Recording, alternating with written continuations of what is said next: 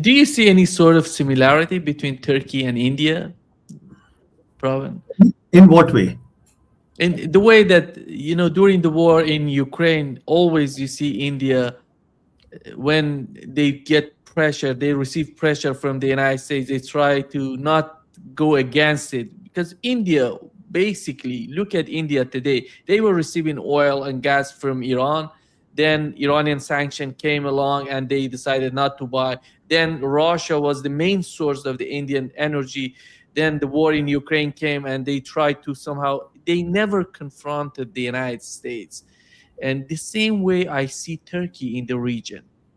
And Actually, yeah, the reason I requested you to elaborate in what way is because I have a different position.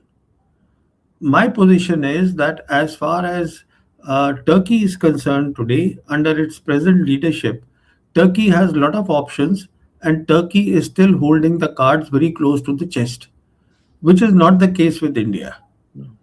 India has made it very clear which side of the divide, which side in the multipolar world it will be. So there is no doubt at all that India stands very clearly with America and with Israel. So there is no ambiguity. The cards are absolutely on the table. So it is only if they have to, India invested some $350 billion in this Chabahar port of Iran, and some 150 was for the for the equipment, and 250 was for the infrastructure. And now the Americans said that, look, you can't do anything, you shouldn't have anything to do with Iran, with the Chabahar port. So then Indians kept quiet. And the same story happened with the Russians, because every time when India buys oil from Russia, then it, sort of a clearance is taken from the Americans, which is unfortunate. It is the Americans who publicly, I mean, Americans don't, I mean, they could have privately also spoken to the Indians, but they make it so public. And as if India, a country of 1.5 billion people, is actually their vassal state. That is the way they are treating India. So I see a lot of dissimilarity between the two, between Turkey and India. Yeah. the way that the policies are somehow vague, the way, my understanding of Turkey in the region. But you mentioned that India is so much dependent on energy, and even with the case of energy is so important. I don't know how can they, abide by U.S. rules when they're dependent on Russia, when they're dependent on energy. This is the engine. If you assume China, look at China today, without energy coming from Russia, for example, other countries, what does China mean? It's important. It's part of their security. That's why they have the best relationship with Iran and Russia, for example. And you don't see that sort of a strategy on the part of India. They're part of the global south, in my opinion, with each and every measures, but they don't want to be part of it. They want to be closer to the United States. That doesn't make sense to me. And for the future of India, because we know India, my understanding of India is that the colonialism, they were suffering under that, the British Empire. Those days are over. Those days are gone. They're not there anymore. And the Indian government, the Indian people are understanding what's going on in today's world. These are so intelligent, serious people I'm talking about. And I don't understand their take and their sort of move toward the United States. What do you make of it? See, first of all, once again, if I may give my opinion on this, there is no comparison between India and China at all. And the reason for that is we know it's a multipolar world with three great powers, and China is one of the powers. So, which India is not. And we also, I have, said a couple of times, let me just repeat that for perhaps the benefit of your viewers. A great power, when I say there are three great powers, a great power has three attributes. And India doesn't have those attributes. A great power is a country that can take care of its sovereignty and territorial integrity all by itself. The second is a great power is a country which cannot be intimidated or coerced by any other country in the world. And a great power is a country which can impact or influence events anywhere in the world. So China is in an entirely different category. And on top of that, China has been a very smart, very capable people there, and how they've gone about their oil, because their dependency on oil was so much, they have gone into renewable energy. I mean, it's a matter of details. We can keep discussing how smart they have been and the amount of reserves that they have of the oil. So, and they have this Russia, and they don't have to listen to anything from the Americans, which is not the case with India.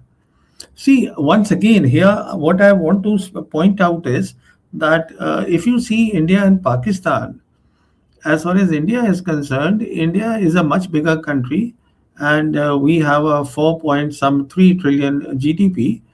And but Pakistan, what they have done in West Asia, as I was pointed out, it looks that the Americans today are dependent on Pakistan than the other way around, because they are now the major geopolitical pivot who the Americans need for their to stay connected, because their area of influence has diminished in West Asia, which is not the case with India. India has a lot of potential. Yeah. If India today decides to stand up with the global South countries, as you rightly pointed out, India is a foundational member of BRICS. India is a member of RIC, Russia, India, China. India can be the voice along with the as part of the RIC of the global south. India can be a very important partner which can help in its own development as well as be voice of the global south. But India has chosen a foreign policy to be with the global north and the leader America. Now, this is a choice that the Indian government has made, and it is not only about energy. India has signed too much with the Americans. It's about military equipment, it's about technology, the fourth industrial revolution technologies. Everything has been signed with the Americans. So it's a call that India has taken. If you see the amount of things that we are engaged with the Americans, so you would actually think that, oh, in the multipolar world, perhaps America is not 12,000 kilometers away from India. It is just where China is, which is not the case. When the whole world is today looking at our region, because this is the region where the global activity is happening, where trade is happening, economy is growing, where finance is happening, power is there. India has gone ahead and joined up with the Americans. So India cannot be compared with China at all. And this is, in this context, it is Pakistan that perhaps needs. We have to be honest and give it that. The great thing, exceptional thing that they have done, being a outside country of South Asia, it is now more than part of the region, which is West Asia. Yeah. I think the case of Pakistan is, as you rightly mentioned, is so important because after the toppling of Imran Khan, I really thought that there is something big going on in Pakistan. As time goes by, it seems to me that it was something internal. It was something within Pakistan, less coming from the outside. And because of the behavior of the Pakistani government, you see how powerful they are and how they're bringing each and everybody in the region together. When you see Saudi Arabia going to Iran, I think you cannot ignore the importance of Pakistan in that. They're part of the game. They know what they're doing with the communications between Iran and GCC countries. These are important sort of moves or strategic points in the West Asia. And we had the two important GCC countries, Qatar and Saudi Arabia, participating in the funeral, which is a huge sort of sign for the West, in my opinion, and how the West Asia is reshaping itself. But you cannot ignore the role of Pakistan in the whole picture. And I think one of the boldest, you know, strategies of the Pakistan in the recent decades. We are witnessing one of the boldest ones.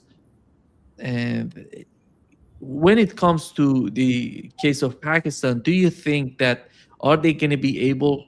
You mentioned Turkey. Turkey is so important for all of them together, because you remove Turkey from the equation, there is something missing with West Asia.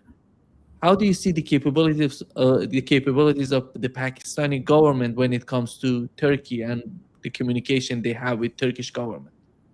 Well, this is absolutely excellent. In fact, when you have to look at the relations between two countries, one of the key areas you should be looking at is the extent of military cooperation that goes on between the two countries. And when you see the military cooperation between the co-production of equipment, of drones, so and in fact of their other in other areas also, it's huge between Turkey and Pakistan. So, but there is something about Pakistan that I want to add more. You mentioned Imran Khan. Now, you see, Pakistan has always been good when it comes to security and foreign policy. In fact, if you ask me, if I was to see the things from the Pakistani viewpoint, they should, resolve their issues with Afghanistan, because that is one piece of their foreign policy which needs to be straightened out from their perspective. But beyond that, I think whatever gains they make, geopolitical gains or economic gains they made, that has to be optimized. And for that, you need very good governance. And when it comes to governance, the Pakistanis have not been really as good at as they can be. I mean, if they are so good in their foreign policy, in their security policy, then why not governance? So this is the area which is for them to think about, because it is their internal matter. So the point I was making is that they are making a lot of gains and they will make a lot of gains, but they should be able to use it for the betterment of their people. But this is, I'm sure, there must be people in Pakistan who are looking into it. Yeah. Do you think, Pravin, and when it comes to the case of the war, is the United States? There's some reports that the United States sending weapons to the region.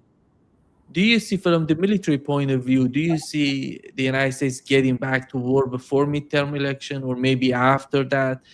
And if they decide to do that, what would be the outcome that somehow would be different from what we've seen so far from the direct war between Iran and the United States? See, what is very clear is that the MOU was signed by President Trump himself. What that means is that personally, the president, he took the responsibility of taking the MOU to the final deal. But along the way, what has happened is that perhaps it is the establishment, the American establishment, that now is weighing on President Trump, or President Trump himself feels that he has conceded too much in the MOU. So he's having second thoughts on the whole thing, which is why the final deal now looks very, very difficult. And there are many reasons why I say that it looks difficult is that, because I'll give you a couple of examples. One is, of course, the MOU. The first point in the MOU is that there should be peace, ceasefire on all the fronts. Now, when you talk of that ceasefire, we know that 17th of June, the MOU was signed, and on 26th of June, another that trilateral happened in Washington between the Lebanese government and the Israelis, which contradicts the MOU, whatever the MOU says. And as far as the Iranians are concerned, I am very clear that they will not compromise on the MOU because they have won the war. Then, on top of that, also please remember that recently it was the CENTCOM commander, General Brad Cooper. He held a 12-nation security conference in Bahrain, and where, of course, Syria and Lebanon were invited for the first time. And what they discussed was basically looking at a security umbrella for the Strait of Hormuz. So the question here is that added to that is another point, because if this is what they are discussing, I mean, they may be living in a bubble of their own, because as far as the Strait of Hormuz is concerned and the entire passage is concerned, there is no way that the Iranians will compromise on that or let the Americans anywhere or the Westerners anywhere close to that. But as far as the Americans are concerned, they had this conference in Bahrain, and this conference also means that one of the important points which is there in the MOU that talks about the American troops vacating from the proximity of Iran, that will not happen if they have got all the GCC countries now and this sort of a conference is happening. Then on top of that, you also know that on 1st of July, the President Trump, I mean, we know that in his first term he spoke about Jerusalem being the capital of Israel. But now the Israelis and the Americans, they have signed a deal. A deal has been signed for building the capital in Jerusalem, which means that they don't care for the Palestinian cause also, for the Palestinians. So the point I'm making is that he has signed the MOU, but now he seems to be retracting from that. Now, but coming to your important point, so in my assessment, what will happen is that there are reports that some equipment has come. See, the key thing is equipment and land forces, because as far as aircrafts are concerned, they can be brought in a hurry. That's not a problem at all. You can get as many aircraft you want. The key thing is the ground troops. So some additional ground troops have come, and they have come to some GCC countries like perhaps Kuwait, Bahrain. They have come there, and then some more equipment has come, which is basically for the ground operations. So here is the key point that I want to make, that Iranians are prepared, and more to the point, Iran has a lot of military objectives and options, and Trump has none. And the very fact that he signed this MOU, which is completely a MOU which shows which side has won the war.